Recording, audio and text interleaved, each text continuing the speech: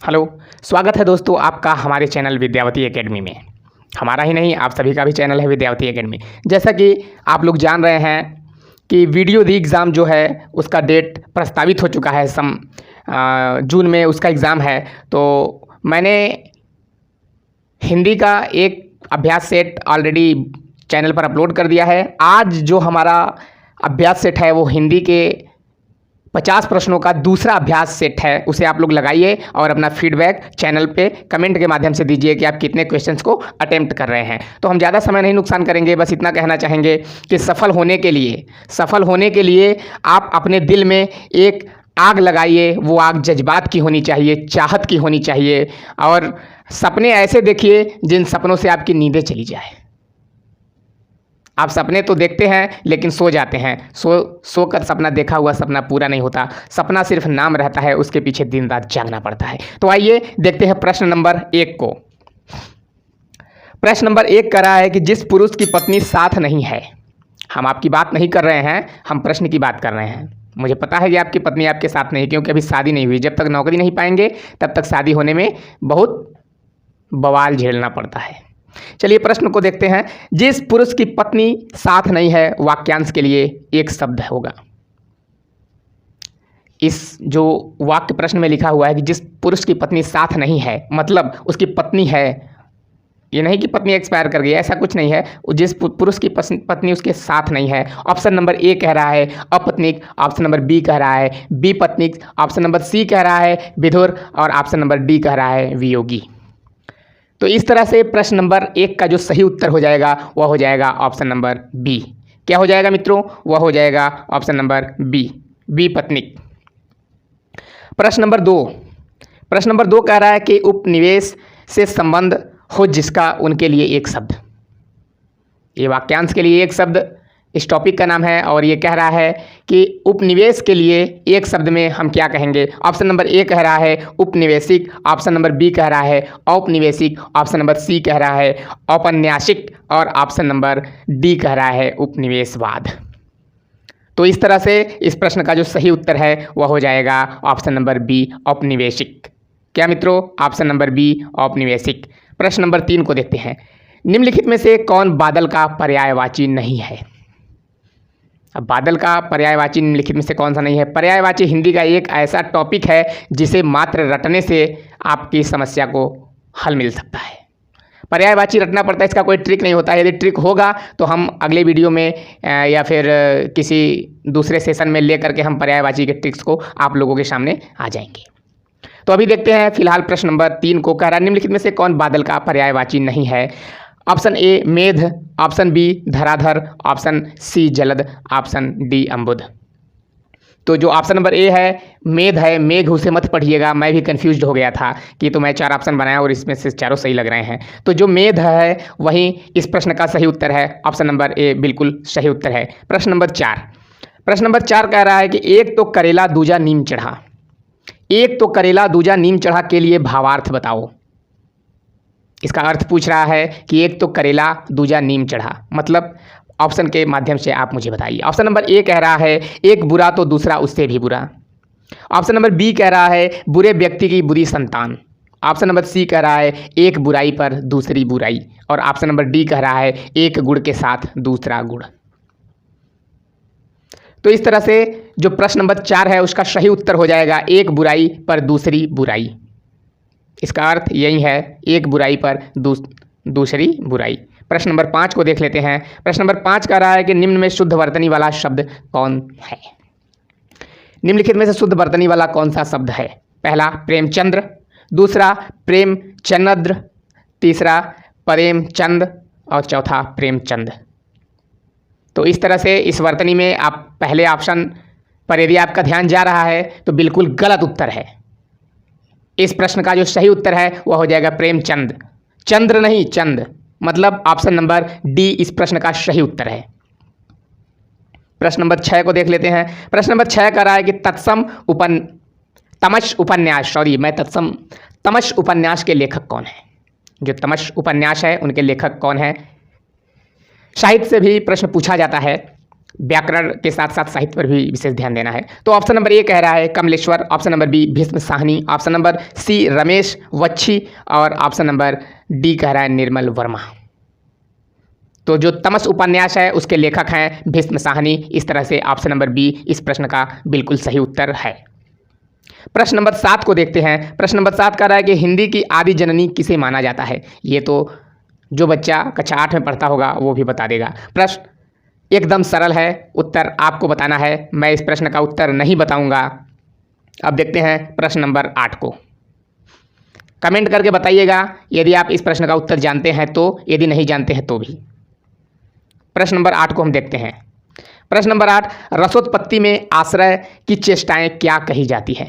रसोत्पत्ति में आश्रय की चेष्टाएं क्या कही जाती है। ऑप्शन नंबर ए कह रहा है विभाव, ऑप्शन नंबर बी कह रहा है आलंबन, ऑप्शन नंबर सी कह रहा है अनुभाव और ऑप्शन नंबर डी कह रहा है उद्दीपन। तो इस तरह से इस प्रश्न का जो सही उत्तर है वह हो जाएगा ऑप्शन नंबर सी अनुभाव। ऑप्शन नंबर सी अनुभाव। प्रश्न नंबर 9 को देखते हैं। निम्नलिखित में से कौन सा अध्यवसाय का विलोम है। अध्यवसाय, अध्यवसाय का विलोम कौन सा है। ऑप्शन नंबर ए कह रहा है कि अध्याय, ऑप्शन नंबर बी कह रहा है अनध्यवसाय, ऑप्शन नंबर सी कह रहा है ध्यवसाय, ऑप्शन नंबर डी कह रहा है अवध्यवसाय। तो इस तरह से प्रश्न नंबर 9 का जो सही उत्तर है वो हो जाएगा ऑप्शन नंबर बी अनवध्यवसाय, अनध्यवसाय। हिंदी पढ़ने में थोड़ा सा मुश्किलें होती हैं लेकिन उतनी भी मुश्किलें नहीं हैं। ऐ मुसाफिर अगर तुमने हिम्मत न हारी तो चरण छूलेगी ये सफलता तुम्हारी। हिम्मत नहीं हारना है, लगे रहना है। प्रश्न नंबर 10 को देखना है। प्रश्न नंबर 10 क्या कह रहा है। कह रहा है कि नीचे दिए गए शब्द युग्म में विलोम की दृष्टि से कौन सा त्रुटिपूर्ण है। अब शब्द युग्म इसका हम देखेंगे और विलोम की दृष्टि से देखेंगे कि कौन किसका विलोम नहीं है, त्रुटिपूर्ण है। पहला अनुग्रह आग्रह, दूसरा अनंत शांत, तीसरा जड़ चेतन, चौथा आकृष्ट विकृष्ट। तो इस तरह से आप लोग इसको देखिए। विलोम शब्द तो पढ़े होंगे आप लोग, विलोम भी रटने वाला चीज़ है, इसके लिए भी कोई ट्रिक नहीं है। तो प्रश्न नंबर 10 का जो सही उत्तर है वो हो जाएगा ऑप्शन नंबर ए अनुग्रह आग्रह। अब देखते हैं प्रश्न नंबर 11 को। कह रहा है निम्नलिखित में से कौन सा वाक्य सही है। ऑप्शन नंबर ए कह रहा है कि कमीज की आस्तीन फटी है, ऑप्शन नंबर बी कह रहा है क्या आप अभी भोजन नहीं किए हैं, ऑप्शन नंबर सी कह रहा है कि मेरा अनुग्रह है कि आप मेरे घर पर आने का आग्रह करें, ऑप्शन नंबर डी कह रहा है हमें यहाँ से जाने की कोई जल्दी नहीं है। तो इस तरह से प्रश्न नंबर 11 का जो सही उत्तर है वह हो जाएगा ऑप्शन नंबर डी हमें यहाँ से जाने की कोई जल्दी नहीं है। प्रश्न नंबर 12 कह रहा है कि कौन सी रचना आधुनिक काल का राम काव्य है। अब रचना को देखना है हमें। ऑप्शन नंबर ए कह रहा है रामचरितमानस, ऑप्शन नंबर बी कह रहा है साकेत, ऑप्शन नंबर सी कह रहा है रामचंद्रिका, ऑप्शन नंबर डी कह रहा है पौमचर्यु। तो इस तरह से जो आधुनिक काल का राम काव्य है वह है साकेत। तो ऑप्शन नंबर ख यानी बी बिल्कुल सही उत्तर है। अब देखते हैं प्रश्न नंबर 13 को। प्रश्न नंबर 13 कह रहा है कि निम्नलिखित में से कौन सा शब्द समुच्चय बोधक नहीं है। लास्ट में लिखा है समुच्चय बोधक नहीं है नहीं पूछ रहा है, नहीं है। देखते हैं। पहला कह रहा है परंतु, दूसरा कह रहा है तथा, तीसरा कह रहा है इसलिए और चौथा कह रहा है धीरे धीरे। चौथा कह रहा है धीरे धीरे। तो इस प्रश्न का जो सही उत्तर है जो समुच्चय बोधक नहीं है वह हो जाएगा ऑप्शन नंबर डी धीरे धीरे। क्या हो जाएगा मित्रों, ऑप्शन नंबर डी धीरे धीरे। अब प्रश्न नंबर 14 को देखते हैं। कह रहा है कि निम्नलिखित में से कौन सा वाक्य सही है। ऑप्शन नंबर ए कह रहा है भारत की आज भी वर्तमान स्थिति ठीक नहीं है। लिखा है कि भारत की आज भी वर्तमान स्थिति ठीक नहीं है। दूसरा कह रहा है तुम केवल बोलना मात्र जानते हो। तीसरा कह रहा है हिमालय सबसे ऊंचा पर्वत है। और चौथा कह रहा है वे जब वाराणसी आए थे तो अपने साथ कई मित्रों को ले गए। तो इस तरह से इस प्रश्न का जो सही उत्तर है वो हो जाएगा ऑप्शन नंबर सी ग हिमालय सबसे ऊंचा पर्वत है। प्रश्न नंबर 15 को देखते हैं। प्रश्न नंबर 15 कहता है कि रहीमन पानी राखिए बिन पानी सब सून, पानी गए न उबरे मोती मानुष चुन। उपरोक्त पंक्ति में कौन सा अलंकार है। तो हम आप लोगों को बताए हैं अलंकार पढ़ाते समय कि जब एक शब्द का प्रयोग बार बार किया गया हो अलग अलग स्थानों पर, लेकिन उसका जो अर्थ है अलग अलग स्थानों पर अलग अलग निकले, तो उसे हम श्लेष अलंकार के अंतर्गत रखते हैं। तो मैं तो उत्तर ही बता दिया आप लोगों को। तो इस तरह से इस प्रश्न का जो सही उत्तर है वह हो जाएगा प्रश्न ऑप्शन नंबर सी मतलब श्लेष अलंकार। प्रश्न नंबर 16 को देखते हैं। प्रश्न नंबर 16 कह रहा है कि भगवान आपको कुशल मंगल रखे। इस वाक्य में कौन सा वाक्य है? वाक्य की बात कर रहा है। पहला कह रहा है संदेहवाचक, दूसरा कह रहा है संकेतवाचक, तीसरा कह रहा है विधिवाचक, चौथा कह रहा है इच्छावाचक। तो इस तरह से हम यहाँ पर इच्छा ही अपना प्रकट कर रहे हैं कि भगवान आपको कुशल मंगल रखे। तो इस तरह से जो इस प्रश्न का सही उत्तर हो जाएगा वह हो जाएगा ऑप्शन नंबर डी, इच्छावाचक। प्रश्न नंबर 17 को देखते हैं। कह रहा है कि हिंदी में स्वतंत्र रूप से बोले जाने वाले वर्ण क्या कहलाते हैं या फिर क्या कहे जाते हैं? तो स्वतंत्र रूप से बोले जाने वाले जो वर्ण होते हैं उन्हें हम क्या कहते हैं? ऑप्शन ए स्वर, ऑप्शन बी संयुक्त अक्षर, ऑप्शन सी व्यंजन, ऑप्शन डी स्वतंत्र ध्वनि। तो इस तरह से इस प्रश्न का जो सही उत्तर हो जाएगा वो हो जाएगा ऑप्शन नंबर ए स्वर। प्रश्न नंबर 18, भारी विपत्ति आना के लिए मुहावरा बताओ। भारी विपत्ति आना के लिए मुहावरा बताओ। ऑप्शन नंबर ए कह रहा है कि टेढ़ी खीर होना, ऑप्शन नंबर बी कह रहा है दो नावों पर पैर रखना, ऑप्शन नंबर सी कह रहा है बिजली गिरना, ऑप्शन नंबर डी कह रहा है 99 का फेर। तो इस तरह से इस प्रश्न का जो सही उत्तर है वह हो जाएगा आपका option number C is the correct answer, बिजली गिरना, भारी विपत्ति आना। प्रश्न नंबर 19 कह रहा है कि समूह का बोध कराने वाले शब्द को कहा जाता है। जो समूह का बोध कराता है उस शब्द को क्या कहा जाता है? ऑप्शन ए कह रहा है जातिवाचक संज्ञा, बी कह रहा है व्यक्तिवाचक, सी कह रहा है समुदायवाचक और डी कह रहा है द्रव्यवाचक। तो इस प्रश्न का जो सही उत्तर है वह हो जाएगा ऑप्शन नंबर सी, समुदायवाचक। प्रश्न नंबर 20 को देख लेते हैं। कह रहा है कि निर्वाह में उपसर्ग है। ऑप्शन ए कह रहा है नि, ऑप्शन बी कह रहा है निह, ऑप्शन सी कह रहा है निर, ऑप्शन डी कह रहा है निरी। तो इस तरह से इस प्रश्न का जो सही उत्तर है वो हो जाएगा ऑप्शन नंबर सी, नीर। प्रश्न नंबर 21 देखते हैं। इनमें से कौन सी बोली पूर्वी हिंदी की नहीं है? इस तरह से आपके दिमाग में तुरंत भारत का नक्शा बनना चाहिए कि जो पूर्वी हिंदी मतलब कि जो हमारे उत्तर प्रदेश, बिहार, छत्तीसगढ़ और झारखंड का क्षेत्र है, इधर पे पूर्वी हिंदी बोली जाती है। तो आइए गौर करते हैं इसमें। अवधी बिल्कुल उत्तर प्रदेश में बोली जाती है, कौरवी नहीं पता किधर बोली जाती है, आई थिंक ये उधर पश्चिमी हिंदी की बोली है। बघेली ये भी अपना उत्तर प्रदेश में बोली जाती है, छत्तीसगढ़ी बिल्कुल छत्तीसगढ़ में। इस तरह से इस प्रश्न का जो सही उत्तर है वो हो जाएगा ऑप्शन नंबर बी, कौरवी। प्रश्न नंबर 22 देखते हैं। कह रहा है कि गृह प्रवेश में कौन सा समास है? गृह प्रवेश में कौन सा समास है? आप लोग बताइए, क्योंकि समास मैंने आप लोगों को बताया है कि कैसे पहचानते हैं शब्दों को लेकर के।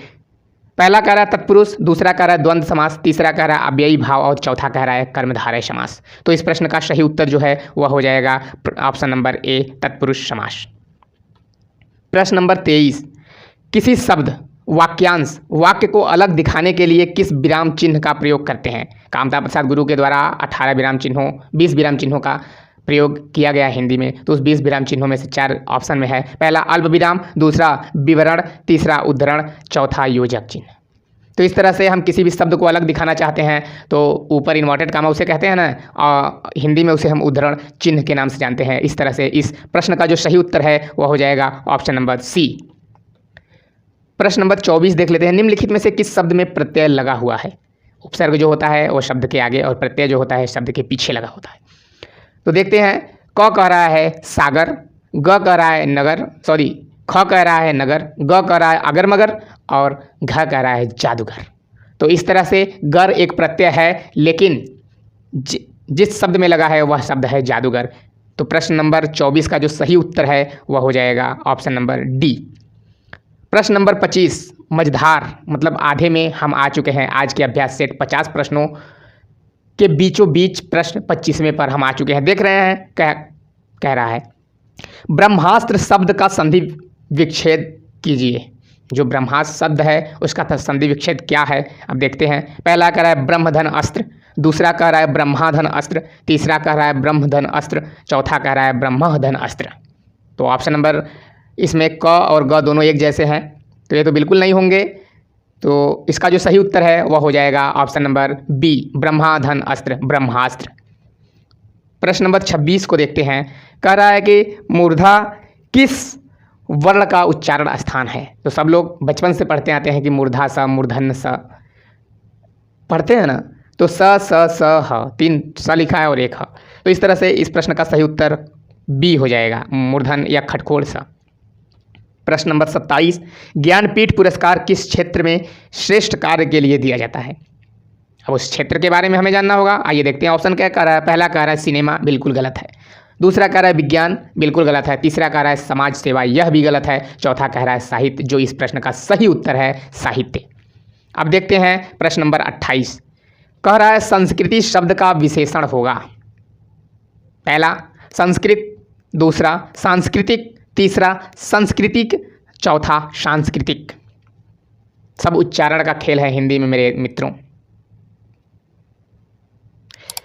तो इस प्रश्न का जो सही उत्तर है वो हो जाएगा ऑप्शन नंबर डी, सांस्कृतिक। संस्कृति शब्द का विशेषण है। प्रश्न नंबर 29 को देखते हैं। कह रहा है कि सुहानी अब कॉलेज जाने लगी है। सुहानी अब कॉलेज जाने लगी है, आप भी जा सकते हो। इस वाक्य में कौन सी क्रिया है? परतंत्रात्मबोधक, दूसरा शक्तिबोधक, तीसरा आरंभबोधक और चौथा इच्छाबोधक।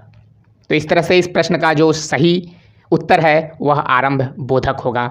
सी सही उत्तर है, क्योंकि कह रहा है कि सुहानी अब कॉलेज जाने लगी है। प्रश्न नंबर 30 को देखते हैं। कह रहा है कि शिक्षक अपने छात्रों को पाठ पढ़ाया। शिक्षक ने अपने छात्रों को पाठ पढ़ाया। इस वाक्य में कौन सा वाच्य है? पहला कर्मवाच्य, दूसरा भाववाच्य, तीसरा कर्तृवाच्य, चौथा इनमें से कोई नहीं। तो जो कर्ता है शिक्षक, उन्होंने पढ़ाया, तो कर्ता से क्रिया में डायरेक्ट परिवर्तन हो रहा है। तो इस तरह से इस जो शिक्षक ने छात्रों को पाठ पढ़ाया, इस वाक्य में जो वाच्य है वह हो जाएगा कर्तृवाच्य। मतलब ऑप्शन नंबर सी इस प्रश्न का बिल्कुल सही उत्तर है। प्रश्न नंबर 31 देखते हैं। कह रहा है कि कौन सी वर्तनी ठीक है? पहला रचयिता, दूसरा रचयिता, तीसरा रचयिता, चौथा रचयिता। तो आप लोग वर्तनी देख लिए होंगे और समझ भी गए होंगे कि इस प्रश्न का जो सही उत्तर है वह क्या हो सकता है। इस प्रश्न का सही उत्तर ग है। अगला देखते हैं। प्रश्न नंबर 32 कह रहा है कि चिड़िया शब्द का बहुवचन है। पहला चिड़ियों, दूसरा चिड़ियाओं, तीसरा चिड़िया, चौथा इनमें से कोई नहीं। तो बहुवचन तो आप आसानी से जानते होंगे। चिड़ियों नहीं हो सकता है, चिड़ियाओं भी नहीं हो सकता है। इस प्रश्न का सही उत्तर ग, चिड़िया ही होगा। प्रश्न नंबर 33 कह रहा है रात शब्द का बहुवचन क्या होगा? रातें, रातें, पहला लिखा है रातें, दूसरा रातें, तीसरा रातों, चौथा इनमें से कोई नहीं। आप कहेंगे कि इसका बहुवचन क्या हो जाएगा? हम तुम्हारी याद में कितनी रातें बिताए हैं, शायद ये तुम्हें पता ना होगा। आप लोग कहते हैं ना, मैं नहीं कह रहा हूँ, आप लोग ऐसा कहते हैं ना कि हम आपकी यादों में न जाने कितनी रातें बिताए हैं, शायद ये आपको पता ना होगा। तो रात का जो बहुवचन रूप है वह रातें हो जाएगा। ऑप्शन नंबर बी इस प्रश्न का सही उत्तर होगा। प्रश्न नंबर 33 देखते हैं। कह रहा है 34 देखते हैं। कह रहा है कि इनमें से सुंदर शब्द का स्त्रीलिंग क्या है? तो स्त्रीलिंग शब्द, किसी भी शब्द में हम ता ती जोड़ देते हैं तो स्त्रीलिंग हो जाता है ना। हाँ, तो देखते हैं। ऑप्शन नंबर ए कह रहा है सौंदर्य, बी कह रहा है सौंदर्यता, सी कह रहा है सुंदरता और डी कह रहा है सौंदर्यीकरण। तो इस तरह से इस प्रश्न का जो सही उत्तर है वह हो जाएगा option number C is the correct answer, सुंदरता। प्रश्न नंबर 35 देखते हैं। कह रहा है कि कवि बिहारी मुख्यतः किस रस के कवि हैं? जो कवि बिहारी हैं, साहित्य से प्रश्न आ गया, काव्य साहित्य से है ये। जो कवि बिहारी है वह किस रस के कवि हैं? यहाँ पर आप लोगों से रस के बारे में ही पूछा है, लेकिन कवि को पूछा है। तो देखते हैं। ऑप्शन नंबर ए कह रहा है करुण रस, बी कह रहा है भक्ति रस, सी कह रहा है श्रृंगार रस और डी कह रहा है वीर रस। तो हम आपको बता दें, जो बिहारी जी थे वो हमेशा श्रृंगार रस, भगवान श्री कृष्ण और माता राधा के बारे में लिखा करते थे। मीराबाई के भी बारे में वो लिखा करते थे। तो बिहारी जो थे वो ऐसे कवि थे जो गागर में सागर भर देते थे, तो श्रृंगार रस के बारे में ही वर्णन किया करते थे। इस तरह से इस प्रश्न का सही उत्तर ग यानी सी सही है। प्रश्न नंबर 36 देखते हैं। कह रहा है कि बाहर दरवाजे पर कौन खड़ा है? रेखांकित शब्द किस प्रकार का सर्वनाम है? कौन, पता चल जा रहा है कि कौन खड़ा है, पूछ रहा है प्रश्न। ठीक है, तो पहला कह रहा है निश्चयवाचक सर्वनाम, दूसरा कह रहा है अनिश्चयवाचक सर्वनाम, तीसरा कह रहा है प्रश्नवाचक सर्वनाम और चौथा कह रहा है पुरुषवाचक सर्वनाम। तो इस तरह से प्रश्न पूछ रहा है कि बाहर दरवाजे पर कौन खड़ा है। तो ऑप्शन नंबर सी इस प्रश्न का सही उत्तर है, प्रश्नवाचक सर्वनाम। प्रश्न नंबर 37 को देखते हैं। कह रहा है कि निम्नलिखित में से कौन सा शब्द क्रिया विशेषण है। निम्नलिखित में से कौन सा शब्द क्रिया विशेषण है। ऑप्शन नंबर ए कह रहा है पढ़वाया, बी कह रहा है नीला, सी कह रहा है विश्राम और डी कह रहा है तेज। तो इस तरह से इस प्रश्न का जो सही उत्तर है क्रिया विशेषण वह है ऑप्शन नंबर डी तेज। प्रश्न नंबर 38 को देखते हैं। कह रहा है कि इनमें संयुक्त व्यंजन कौन सा है। अब आप लोग ऑप्शन देखेंगे तो आप लोगों को लगेगा कि सभी संयुक्त व्यंजन ही हैं, लेकिन इनमें से सिर्फ एक संयुक्त व्यंजन है। आप लोग कमेंट करके बताएंगे कि मैं बता दूं। नहीं, चलिए एक प्रश्न आप लोगों को दिए हैं, आप लोग कमेंट करके बताइएगा, इसका उत्तर मैं ही बता देता हूं। ऑप्शन नंबर ए कह रहा है ढ़, ऑप्शन नंबर बी कह रहा है ज्ञ, ऑप्शन नंबर सी कह रहा है अंग, ऑप्शन नंबर डी कह रहा है ड़। तो इस तरह से इस प्रश्न का जो सही उत्तर है वह हो जाएगा ऑप्शन नंबर बी ज्ञ। आधा ग और य से बना हुआ यह शब्द ज्ञ है। प्रश्न नंबर 39 कह रहा है कि दिव्यागम शब्द में कौन सी संधि है। ऑप्शन नंबर ए कह रहा है अयादि संधि, बी कह रहा है वृद्धि संधि, सी कह रहा है यण संधि और डी कह रहा है आपका गुण संधि।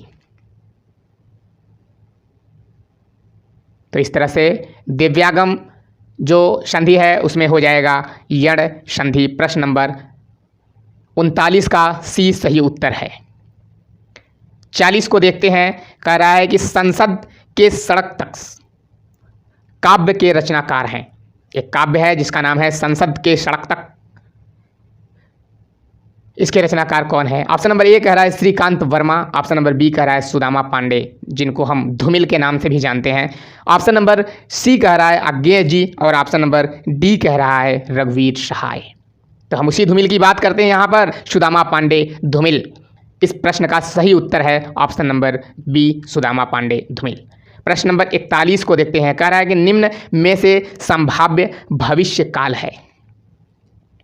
निम्नलिखित में से संभाव्य भविष्य काल है। सिर्फ संभावना बताने वाला वो भविष्य काल कौन सा है, वाक्य को पढ़ेंगे उत्तर ऑटोमेटिक मिल जाएगा। ऑप्शन नंबर ए कह रहा है कि इस माह के अंत में परीक्षा हो जाएगी। क्या संभावना व्यक्त हो रहा है, तो आप लोग बताएंगे। ऑप्शन नंबर बी कह रहा है अरविंद अब तक पहुंच चुका होगा। इसमें भी संभावना व्यक्त हो रहा है, बताना। ऑप्शन नंबर सी कह रहा है शायद शाम तक बारिश हो जाए। बिल्कुल हो रहा है, हमारे हिसाब से लग रहा है। और ऑप्शन नंबर डी कह रहा है तुम्हारे आने पर ही मैं जा पाऊंगा। इसमें भी लग रहा है। तो इस प्रश्न का जो सही उत्तर है वह हो जाएगा ऑप्शन नंबर सी, शायद शाम तक बारिश हो जाए। इसमें पूरा संभाव्य भविष्यकाल का बात कर रहा है। प्रश्न नंबर 42 को देखते हैं। कह रहा है कि सिर पर बैठो काग, आँखि दो खात निकारत, खींचत जीभ ही स्यार, अति ही आनंद उर्धारत। ये कह रहा है कि सिर पर बैठ करके कौवा दोनों आँख निकाल करके खा रहा है और जीभ स्यार, जो स्यार मतलब सियार का बात करता है, सियार जीभ से अपने मांसों को नोच नोच करके खा रहा है और आनंद ले रहा है। तो आपको इस दोहे को पढ़ने के बाद कैसा फील हो रहा है, आपके अंदर विभत्स उत्पन्न हो रहा है, मतलब घृणा उत्पन्न हो रही है। तो इस तरह से जो इसमें रस निहित है वह विभत्स या घृणा अस्थाई भाव निहित है। तो इस तरह से इस प्रश्न का सही उत्तर हो जाएगा विभत्स रस। क्या हो जाएगा मित्रों, विभत्स रस। प्रश्न नंबर 43 को देखते हैं। कह रहा है कि छ झ ध्वनियाँ किसके अंतर्गत आती हैं। ऑप्शन नंबर ए कह रहा है कि मूल स्वर, ऑप्शन नंबर बी कह रहा है घोष वर्ण, ऑप्शन नंबर सी कह रहा है संयुक्त वर्ण और ऑप्शन नंबर डी कह रहा है तालव्य स्वर, तालव्य व्यंजन सॉरी। तो छ झ हमारे हिसाब से तो तालव्य है और सही भी है। इस प्रश्न का जो सही उत्तर है वो ऑप्शन नंबर डी है, तालव्य व्यंजन। प्रश्न नंबर 44 देखते हैं। कह रहा है कि हिंदी भाषा के उद्गम और विकास का सही क्रम चुनिए। पहला कह रहा है संस्कृत, पाली, प्राकृत, अपभ्रंश, सौतसैनी, पश्चिमी हिंदी, खड़ी बोली। दूसरा कह रहा है संस्कृत, प्राकृत, अपभ्रंश, पाली, सौतसैनी, पश्चिमी, खड़ी बोली। और ग कह रहा है कि संस्कृत, पाली, प्राकृत, अपभ्रंश, खड़ी बोली, सौतसैनी, पश्चिमी हिंदी। और घ कह रहा है पाली, प्राकृत, अपभ्रंश, संस्कृत, सौतसैनी, पश्चिमी, खड़ी बोली। तो इस तरह से इसको जब आप अरेंज में सजाएंगे तो ऑप्शन नंबर ए इस प्रश्न का सही उत्तर होगा, संस्कृत, पाली, प्राकृत, अपभ्रंश, सौतसैनी, पश्चिमी हिंदी, खड़ी बोली। आइए प्रश्न नंबर 45 को देखते हैं। कह रहा है देशभक्ति किस समास का उदाहरण है। देश के लिए भक्ति। अब ये तो जान गए कि ये तत्पुरुष समास है, लेकिन उनमें से कौन सा है? आइए ऑप्शन देखते हैं। पहला कह रहा है कर्म तत्पुरुष, दूसरा कह रहा है करण तत्पुरुष, तीसरा कह रहा है संप्रदान तत्पुरुष और चौथा कह रहा है संबंध तत्पुरुष। तो इस तरह से आप जब कर्ता कर्म को करण से द्वारा संप्रदान के लिए पढ़ेंगे तो वहीं देश के लिए भक्ति, तो संप्रदान तत्पुरुष इस प्रश्न का सही उत्तर ऑप्शन नंबर सी हो जाएगा। अगला प्रश्न देखते हैं। कह रहा है कि दोहा के प्रथम और तृतीय चरण में कितनी मात्राएं होती हैं? तो जो दोहा का प्रथम और तृतीय चरण होता है उसमें कितनी मात्राएं होती है? पहला कह रहा है 11, दूसरा कह रहा है 12, तीसरा कह रहा है 14 और चौथा कह रहा है 13। बिल्कुल सही चौथा कह रहा है। इस प्रश्न का सही उत्तर ऑप्शन नंबर डी है, 13 मात्राएं होती है दोहा के प्रथम और तृतीय चरण में। प्रश्न नंबर 47 कह रहा है कि निम्नलिखित वाक्य में रेखांकित शब्द विशेषण है, उसका भेद छांटिए। प्रश्न कह रहा है कि कुछ बच्चे कक्षा में शोर मचा रहे थे, जो कुछ है उसके नीचे रेखांकित किया है, तो कुछ क्या है, किसका विशेषण बताता है? पहला गुणवाचक विशेषण, दूसरा परिमाणवाचक विशेषक, तीसरा सर्वनामिक विशेषण, चौथा अनिश्चित संख्यावाचक विशेषण। तो कुछ में तो पता नहीं चल रहा है, अनिश्चित संख्यावाचक तो है ही, तो ऐसे ही पता चल जा रहा है। आप लोग थोड़ा सा उसको विखंडन करेंगे ऑप्शन को तो पता चल जाएगा। तो ऑप्शन नंबर डी इस प्रश्न का सही उत्तर है, अनिश्चित संख्यावाचक। प्रश्न नंबर 48 प्रश्न नंबर देखिए, निर्देश दिया हुआ है। मैं थोड़ा साइड हट जाता हूँ।